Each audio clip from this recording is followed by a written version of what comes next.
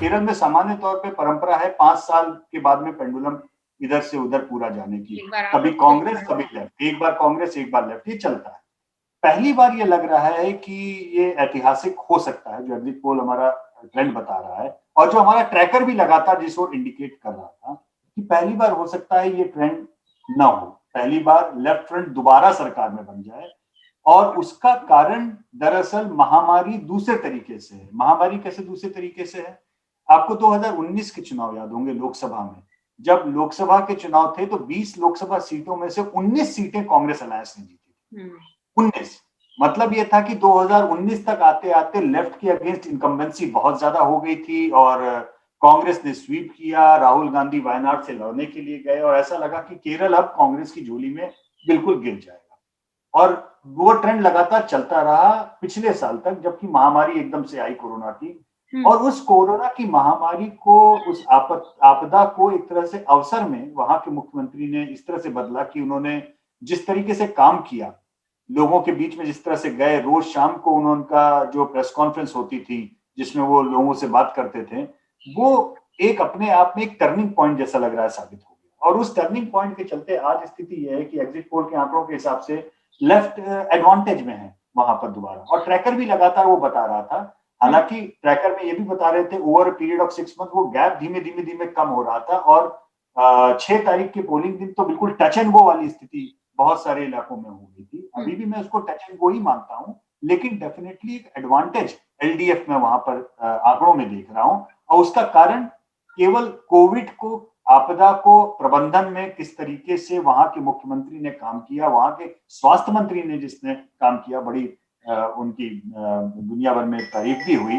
इस चीज के ऊपर उनका मुझे लगता है कि अगर वो वापसी करते हैं केरल में, तो उसमें कोविड प्रबंधन उनके वापसी का एक बहुत बड़ा कारण होगा। कम्युनल पॉलिटिक्स भी कारण है, मैं ये नहीं कहूंगा। कम्युनल पॉलिटिक्स हर जगह पे देखिए, विका हम लोग उत्तर के हैं, यूपी बिहार, हम लोगों को हे दृष्टि से देखा जाता है अक्सर, क्या ये लोग जाति पात, तुम लोग जो हो केवल धर्म जाति यही सब वोट देते हो, गए गुजरे हो, तुम लोगों को लोकतंत्र का मायने नहीं पता, तुम लोगों का तो एजुकेशन लेवल भी इतना नीचे है, गरीब हो।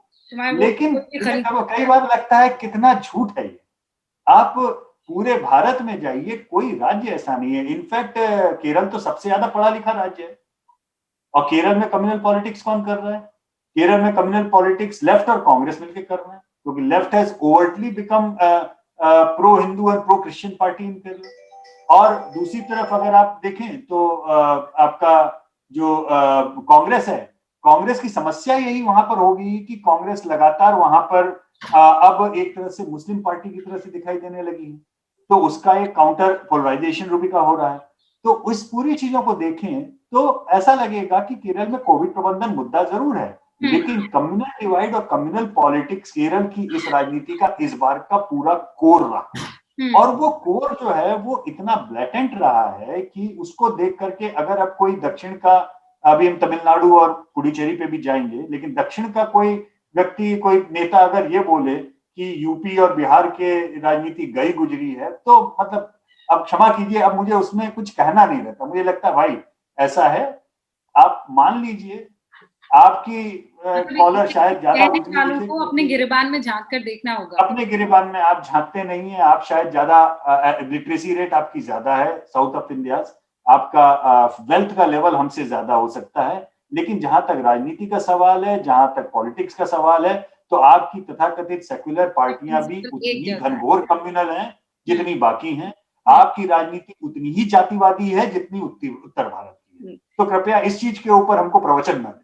ओके, केरल की आपने बात की और आप न सिर्फ आपने किस तरीके का वोटिंग ट्रेंड वहां पर दिखाई दे रहा है बताया, बट इनफैक्ट आप थोड़ा रूट्स की तरफ गए कि वहां किस तरीके की राजनीति हुई है और कैसे ब्लेसिंग इन डिस्गाइज इस बार इस सरकार के लिए साबित हो सकता है, ये आपका ट्रैकर बता रहा है। तमिलनाडु में डीएमके का एडवांटेज ट्रैकर में दिख रहा था और बहुत क्लियर एडवांटेज वो हमारे इसमें दिख रहा है। और दोनों बड़े नेताओं की एब्सेंस का नुकसान एआईएडीएमके को ज्यादा हुआ है, 10 साल की एंटी इनकम्बेंसी का ज्यादा नुकसान हुआ है। और डीएमके ने, स्टालिन ने जिस तरह से कांग्रेस को मैनेज किया, मैं मैनेज की बात इसलिए कर रहा हूं क्योंकि 5 साल पहले जब स्टालिन चुनाव लड़ा रहे थे उस समय उन्होंने तेजस्वी यादव वाली गलती की थी, बड़ी तादाद में कांग्रेस को सीटें छोड़ दी थी और कांग्रेस उन सीटों पे हार गई थी। उन्होंने इस बार कांग्रेस को कट टू साइज किया है और उसका लाभ ये हो सकता है रूबिका कि लंबे समय के बाद में हो सकता है कि डीएमके की खुद की मेजॉरिटी आए, क्योंकि डीएमके की जब पिछली बार सरकार बनी थी, जब करुणानिधि मुख्यमंत्री थे आज से 15 साल पहले, उस समय वो डीएमके की माइनॉरिटी गवर्नमेंट थी, डीएमके का खुद का मेजॉरिटी नहीं आ पाई। इस बार ये संभावना हो सकती है कि डीएमके अपनी मेजॉरिटी भी लाने की ओर आगे बढ़ सकता है। तो तमिलनाडु में मुझे कोई वो नहीं दिख रहा है।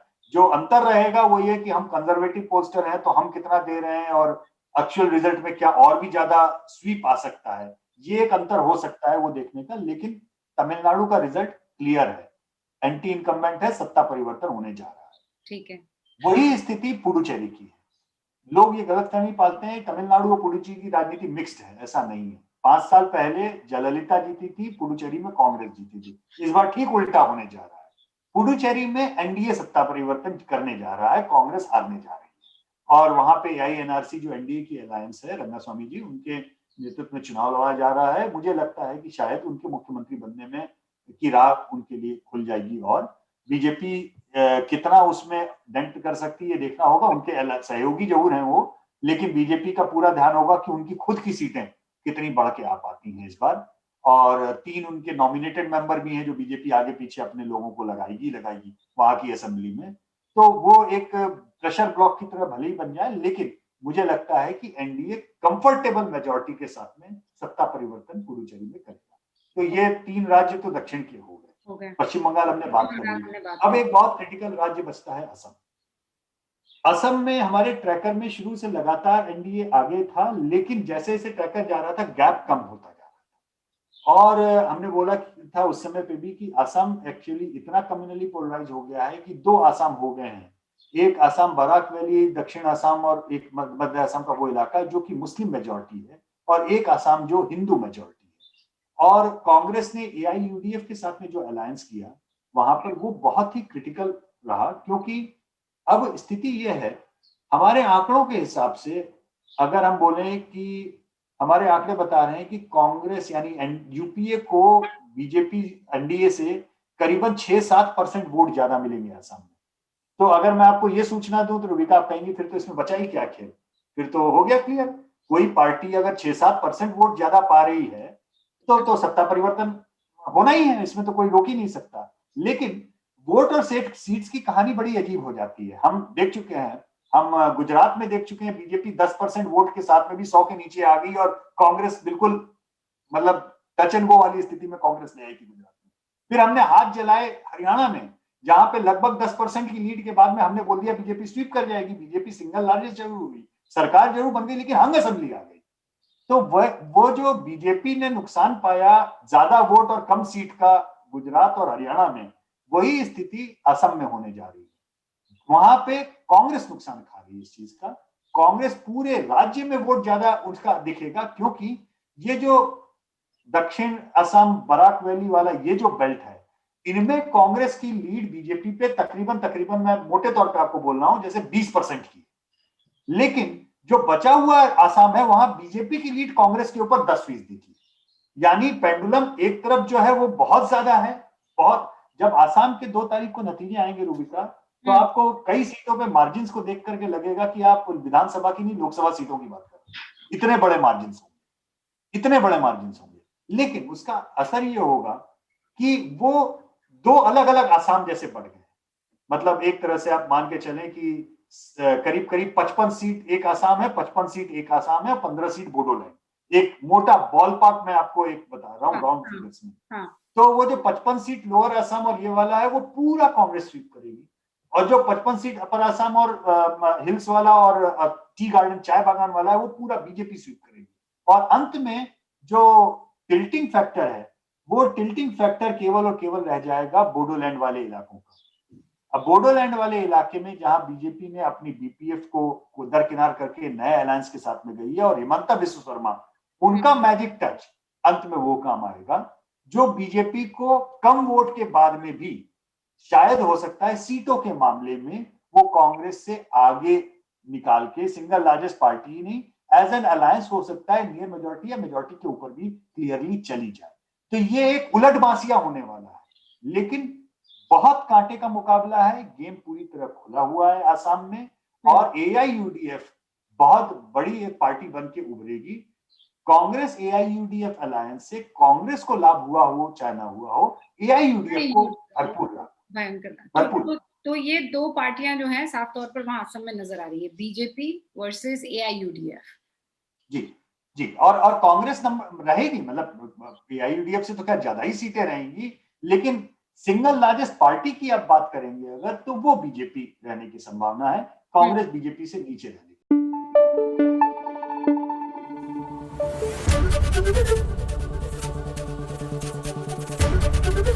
ABP न्यूज आपको रखे आगे।